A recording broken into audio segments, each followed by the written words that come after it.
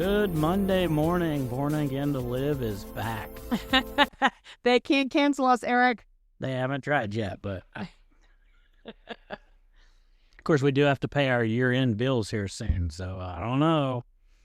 I mean, we could definitely have Drifters be a sponsor because they're certainly regularly on our lunchtime list. But we were coming off of a Chick-fil-A fueled lunch break, and we've got some candy from H&T, and we are just rearing to go on the second half of this recording day today.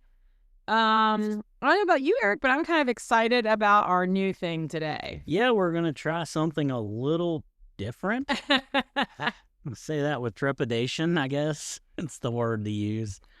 I don't know how we can frame this other than just bear with us. It's our sense of humor, our wit, or whatever you want to call it, or it's our show. Yeah, well, No. I think today's more about just connecting with our listeners. Like, either we figure out that we have something in common with them, or it just might be that they learn something new about us. So it really is just kind of it's definitely a conversation. I don't think it's as biblically sound as others that we've had, but guys, we just thought it would be fun. We're always talking about, we do our Lyrical Mondays sometimes, and we talk about our favorite worship songs, but we talk so much about movies on this show that we thought it would be fun to just do a Movie Monday. Yep. So we have several categories. Yep. And Amy and I are going to name some of the top movies that we like, or top movie that we like in each of those categories, and then we're going to give a top 3 go-to movie. So no, it's something different. And if nothing else, when you see us in person, you'll have something to talk to us about. Well, and I think it explains sometimes the things that we say, because my sister and I we quote movies all the time. And it's always the same 3 or 4 movies, and we just crack ourselves up. But yeah, occasionally we do quote movies on this show. And so we thought, well, for those that want to understand the reference better, you certainly can do your homework. All right. So first category, favorite animated movie. Okay. Wow. For me, Eric, that was kind of an easy one. Technically, there's sort of 2 that are in the toss-up, but in both cases, they're musicals. I love The Little Mermaid from Disney, and then Beauty and the Beast. They were done almost back-to-back years, but they are stellar. The characters, I mean, that cute little crab Sebastian, and then Cogsworth and Lumiere, and the characters are adorable. The soundtrack is incredible. Even the production of sort of the animation, just so good, just classics. And I don't know if you can get much better than those, but you can try, Eric. My 2 for that are 1 or 2. I really debated between Monsters Incorporated and Toy Story. Isn't it just called Monsters Inc? Monsters Inc. Anyways, I debated between that one and Toy Story. Oh yeah. Toy Story is kind of sad and a little bit sappy, so I went straight Monsters Inc. Okay.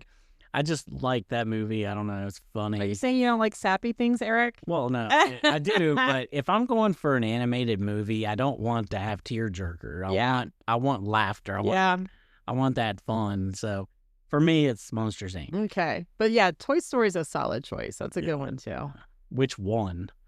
Yeah. Now they're coming out with 5. Yeah, I know. And the thing is, they're all good quality. Yeah. When that one came out, though, it was pretty epic. Toy Story, just the digital movies had just gone to a whole nother level. Slightly off topic, but because that's what we do here. Yes. No, it's on topic. But have you seen? I don't think they've upgraded it, but when the Polar Express first came out, that was a big deal because that was one of the first complete digitally animated movies. Yeah. It ain't good. You know what I'm saying? The quality is just not there. The quality is not there. The characters are a little creepy. I really didn't like how they portrayed the Santa Claus with that spaghetti hair and the creepy elves. And there were some parts that were really well done in that, but overall, that's of all the movies they're remaking these days, that's one that I really think they should remake. So I'm just saying. Okay. So next category. Okay. Comedy movie. Woo. All right, I kind of have my top 3. All right. Definitely Bridesmaids. That, I mean, it's more of that's a lady laughter that is not for young women. But man, that movie has some hilarious scenes. And that's the one with Kristen Wiig and Melissa McCarthy, in case you're looking for that movie.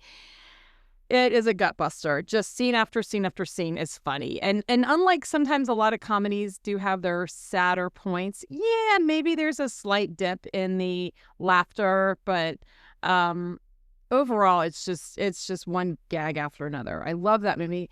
We've talked about Airplane, which is an oldie but goodie. I mean, was that a Mel Brooks? It was, wasn't it? I don't remember. I feel like it was.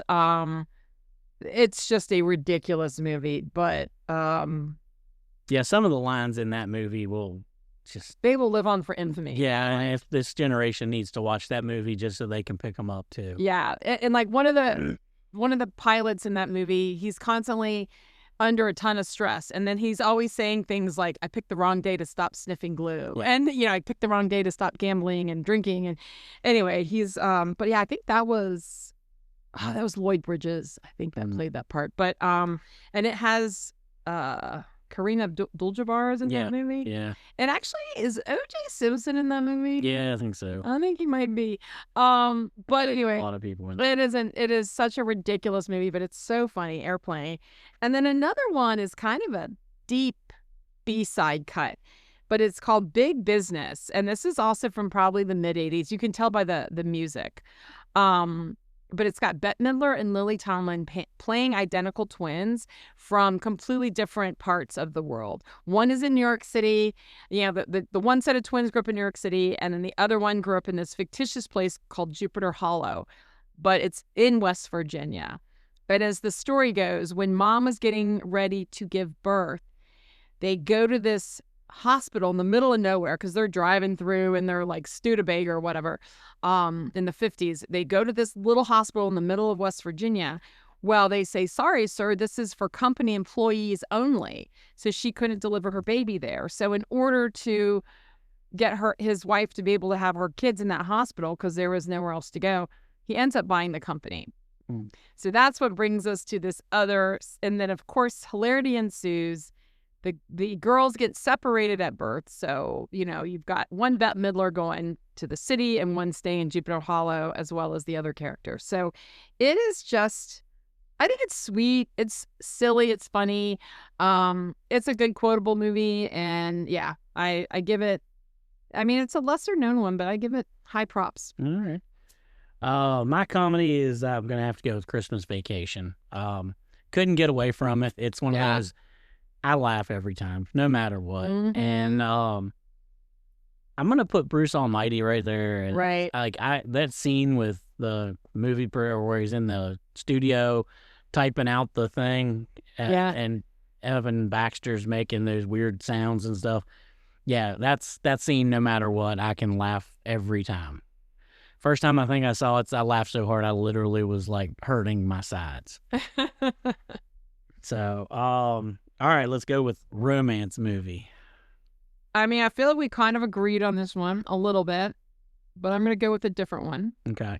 You can have yours, Erica. Mine is Never Been Kissed. I want to say this is from early 2000s, maybe. And it has I just talked about Bette Midler. It has Drew Barrymore in it. Yeah. And to me, this is a great movie for young ladies and tweens.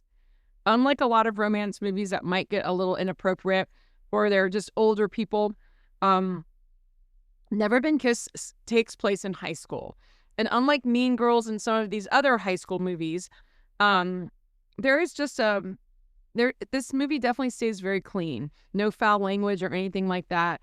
And it is all about the main character having gotten all the way through her high school career, never having been kissed. And it is a sweet movie. It's fun. It's got a lot of great characters, a lot of great stars in it, but I give that one an A++.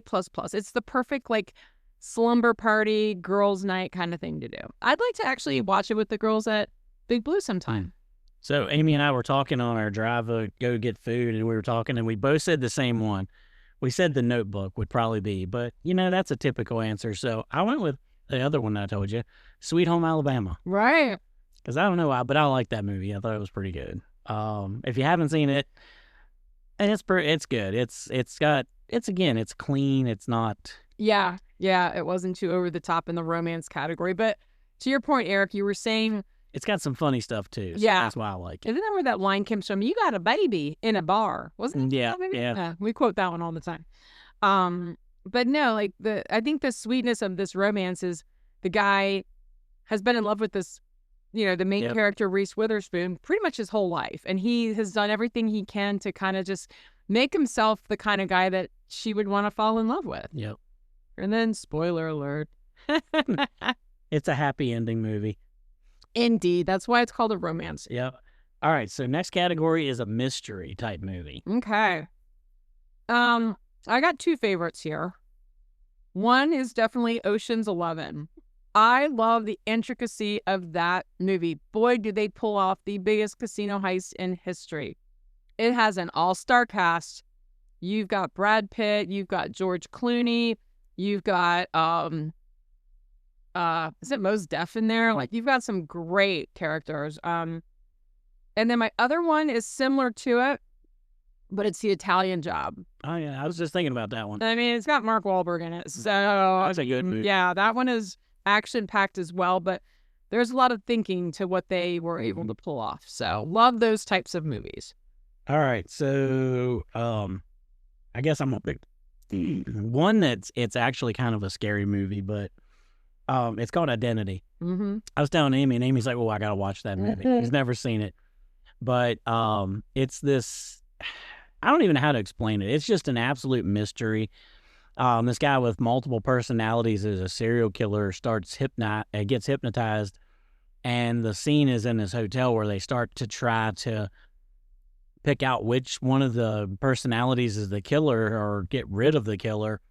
And it's this whole movie where the personalities are played out in real life situations, and it's really good, intriguing.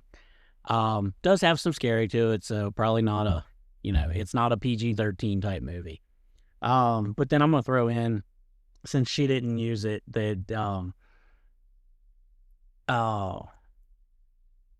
Night at the Museum. What? Night at the Museum. You were talking earlier about you like those, or Yeah. not that, but the what's the Nicolas Cage one? Oh, National Treasure? Yeah, the National Treasure. There. Yeah. But yeah, National Treasure, like that.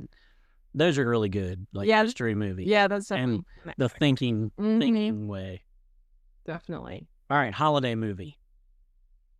Okay, I'm going to go with, we always think of Christmas movies, but there is one holiday movie that I watch every year, always on the night before Thanksgiving. It's Trains, Planes, and Automobiles. It has John Candy, Lord rest his soul, and Steve Martin. And it is just, oh my gosh, it to me, it ushers in the holiday season. Like, they are these two strangers that fate has brought them together. They're desperately trying to get home. And like any of us that have ever had long travel days where it's called Trains, Planes, and Automobiles for a reason. In one day, you can be on all three of those, if not even more. And they're taking buses and, any way they can get home for Thanksgiving because of all these storms in Chicago. But it really is about two completely different people, different personalities, just coming together and trying to get home for Thanksgiving. And let's just say hilarity ensues. But love it, love it, love it. Well, since I used Christmas Vacation in another spot, I can't use it. Yeah, that's right. Can't redo it. So I'm gonna go Elf. Okay. Just absolutely hilarious. Like, I'm singing. I'm singing. I love that movie. It's so funny. The part where they get this huge tree inside, and it's like, how are we going to get the ornament on there? He's like, I got this, and jumps and I crack up so much on that movie. That's a good one. Yeah, one of my favorite. That's for sure. But I'm going to go old school. I used to live across from a guy who now lives in D.C., but his family starred in this movie. It's the original Santa Claus with Tim Allen. Oh, I love that series. Yeah, Yes. the little boy Okay. was his grandson. He lived across the road from me, and that was his grandson. Really? And he starred in the movie Dunstan Checks In, and his granddaughter was the lady or Miracle on 34th Street. Yeah. The little girl in there. Oh my goodness. That was his granddaughter. They were movie stars from a young age, and he was their granddad. So he lived there right in Baker, right across from me. And then most of the time he was in D.C.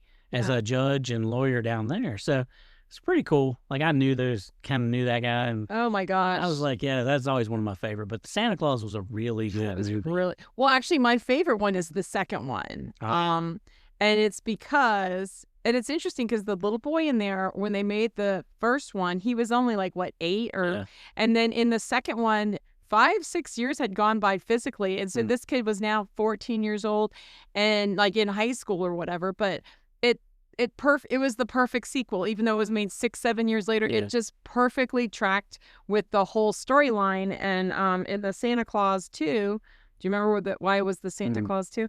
He had to get married. He had to find a Mrs. That's right, It was called the Mrs. Claus. But there's a scene in there where all the school teachers are having a faculty party. Shannon, you can relate to this, maybe. I don't know.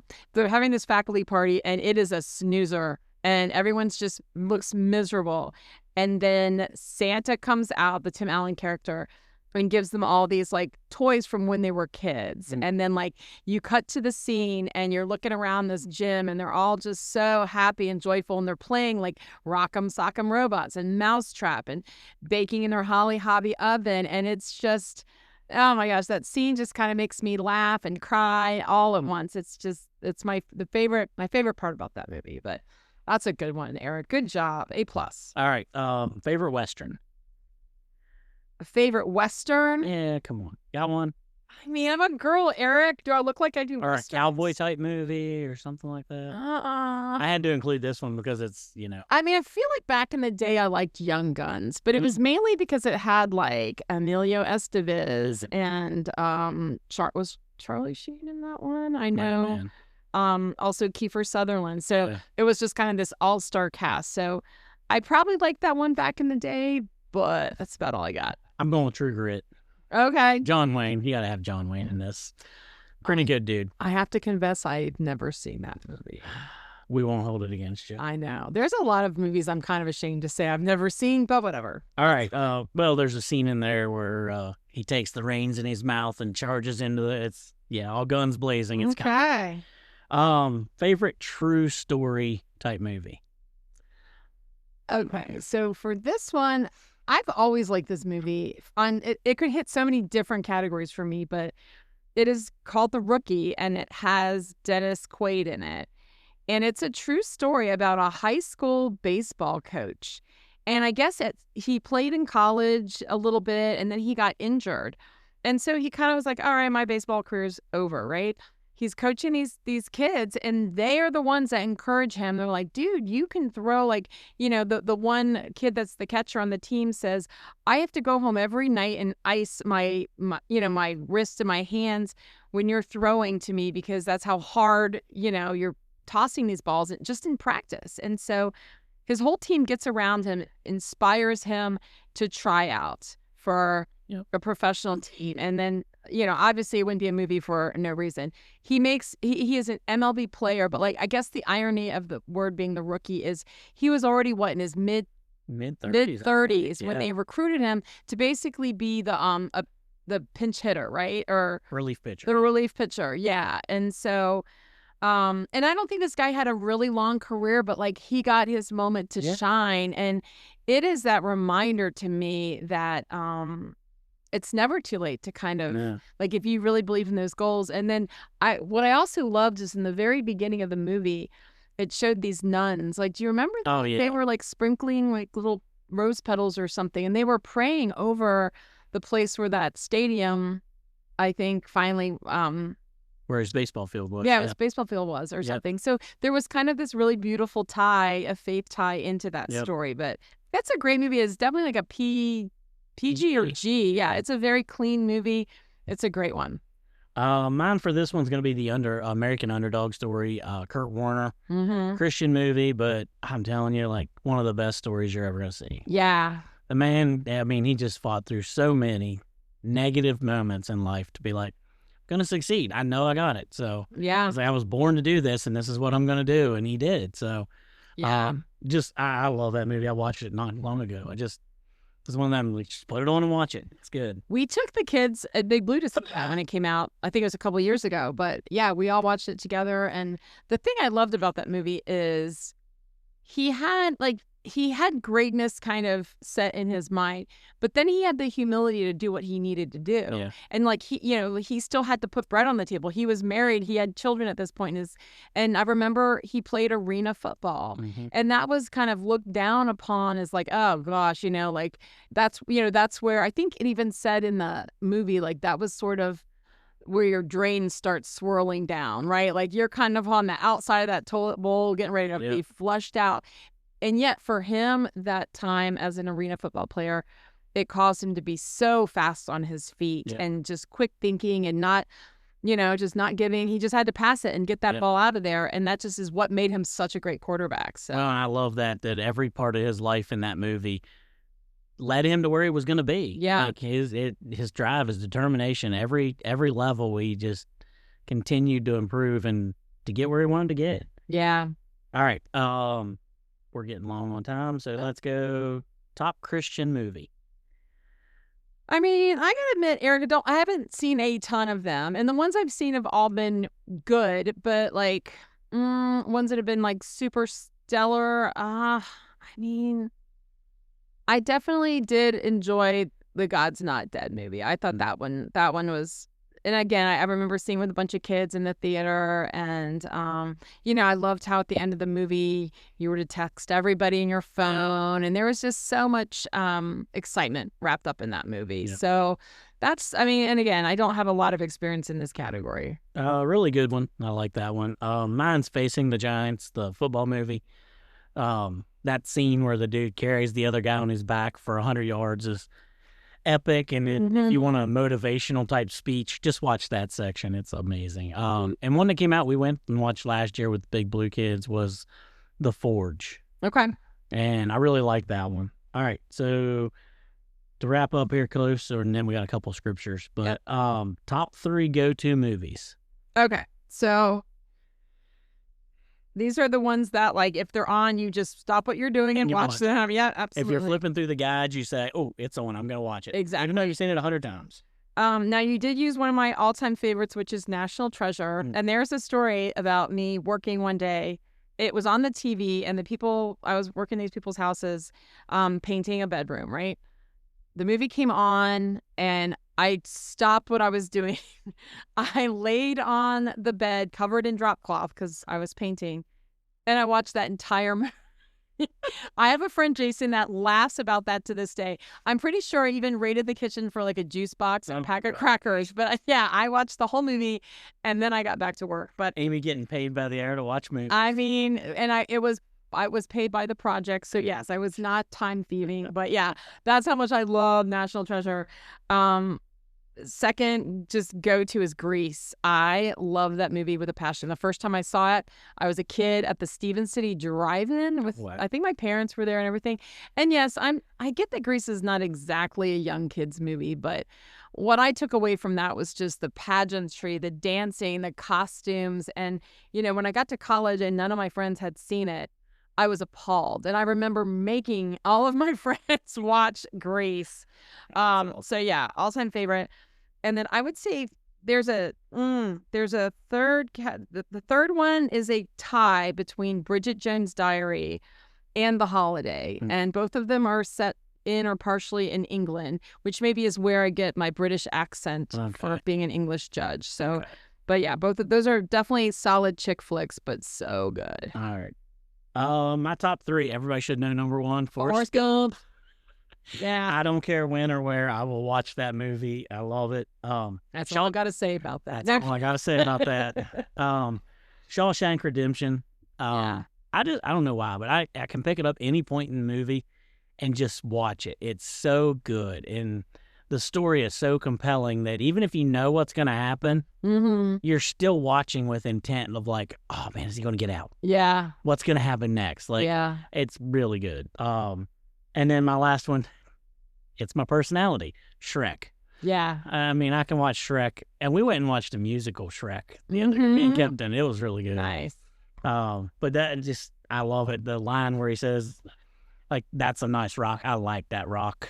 I say it a billion times in my lifetime, but like, I mess with people. Like, I'll be like, I like that boulder. That's a nice boulder. People are like, what are you talking about? I'm like, it's a thing. Yeah. Since again, if you watch any of these movies, it would explain a lot about the things that we say sometimes. And I told Amy, like, there's one that I didn't even put on the list. It's Anger Management with Jack Nicholson and Adam Sandler. And there's a part in there where he's trying to get his anger under control. And he's like, just go Gruß Frage. And I laugh so hard at that movie, but I do it at work all the time to my girls and my people in there. I'm like, they'll get heated, and I'm like, Gruß Frage. And they're like, what are you talking about? What does that even mean? I have no clue, but it's funny. Oh, my gosh. All right, so we do have to tie some Bible into this. So we had 2 verses. Yes, yeah. We have Romans 14:13, and it says, therefore, let us stop passing judgment on one another. Instead, make up your mind not to put any stumbling block or obstacle in the way of a brother or sister.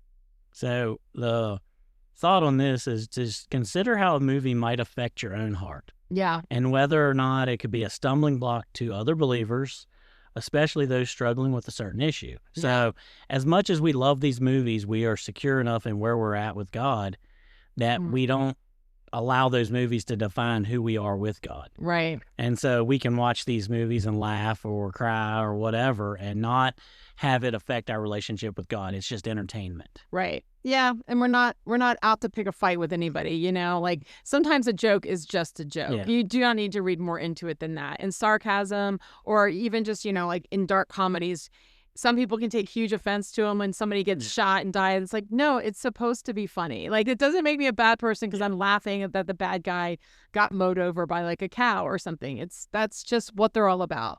All right. And the next scripture is 1 Timothy chapter 6, and this is verse 17. It says, command those who are rich in this present world not to be arrogant, nor to put their hope in wealth, which is so uncertain, but to put their hope in God, who richly provides us with everything. Who richly provides us with everything for our enjoyment.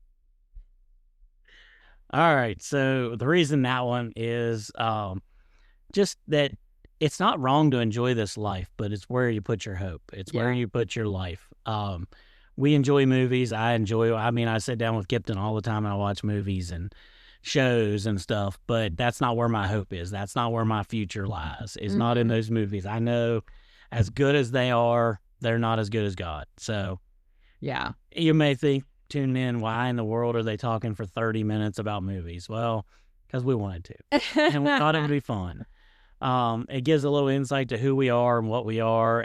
But remember, all things need to flow through God, not working God through all things. Yeah. So the truth. We watch movies not thinking, well, how does this affect me with God? No, we know where God stands and where we stand with God. So then we watch the movies and we're like, okay, we're good. So yeah. It ends there. Any other thoughts from you, Amy? I mean, just that, you know, we have to guard our hearts and minds sometimes, because we can watch some of these movies and we can look at a romance movie or a holiday movie or something and just, well, that's not what my life looks like. But, you know, we have to understand, like, that's why they're movies, like, because they don't look like our lives. And, you know, we just have to put distance between what we see and what we know to be true. And so, that's just kind of how I feel about movies. Are just a great little fantasy break from this crazy world that we live in. But we all kind of live our own stories, and we should be proud of them, whether they fall into the mystery category, the romance category, or I think in your and I's case, Eric, the comedy. Yeah, I'm pretty sure. And I hope that if somebody ever made a movie about me, it'd be a really short one. It'd just be like, he loved God. Good. End of story. There you go. I love it. All right, guys. We'll see you tomorrow. Bye.